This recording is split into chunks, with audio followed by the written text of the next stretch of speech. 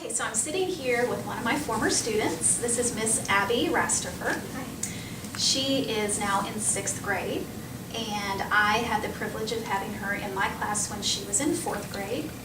And I contacted her just yesterday just to see if she would be willing to come in and share a story that she had written when she was in my classroom for all of you.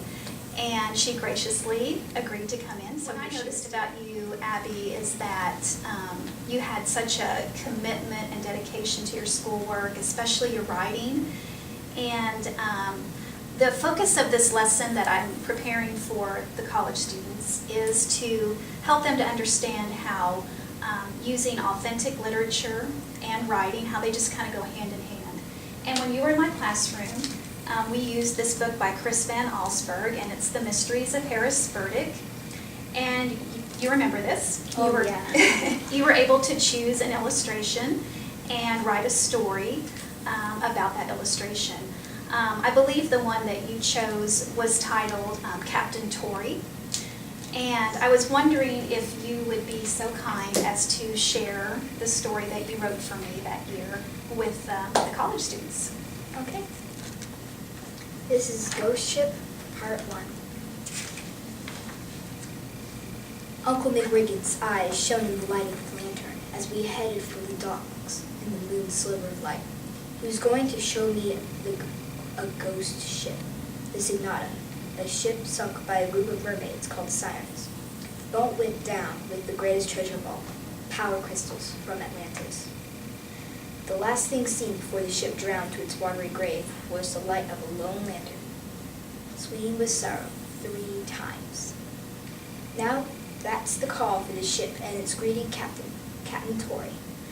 This was the perfect night to see the ship, so dim, misty, and spooky, just like the night the ship sank.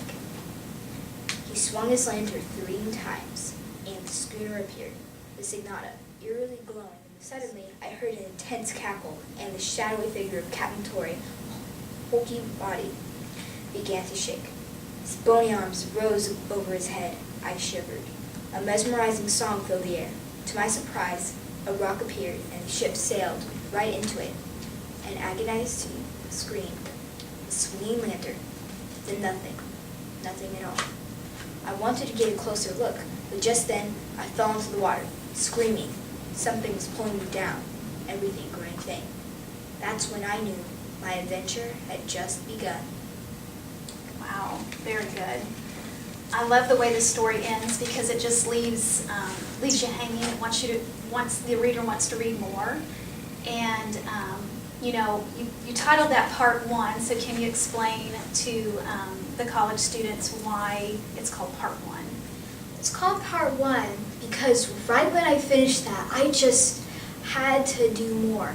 So I just picked up a decent notebook that I just gotten and just writ up the top, Ghost Ship continued, and just wrote like the wind. You did. I can remember. Yes. And you're still writing. Yes. And so what chapter are you on at this point in this book? 15 or 16. 15 or 16. That's impressive. Again, the dedication and commitment is just phenomenal. You've been an inspiration to me and to all the teachers here. Each year we use your story, Ghost Ship, to inspire the 4th grade students. And you didn't know that, did you? I did. And, it just really lets them see that what kind of hard work pays off. And can you tell the college students, this story is in its published state, but what did you have to do to get it to that state? Well, I just thought up an idea, just wrote all the ideas I could possibly have just down on paper, and one of those web things where it's like the main idea, little line, little bubble, and then write one idea, and I just basically filled up the whole entire page. Okay. So, yeah. And then did you do some editing and revising along the way? Yes, a lot of revising and editing. Yes, and that's what made it such a great paper. And that story went to the Young Authors Conference that year. So that's pretty cool too. Can you tell me what you want to be when you grow up? Have you thought about that?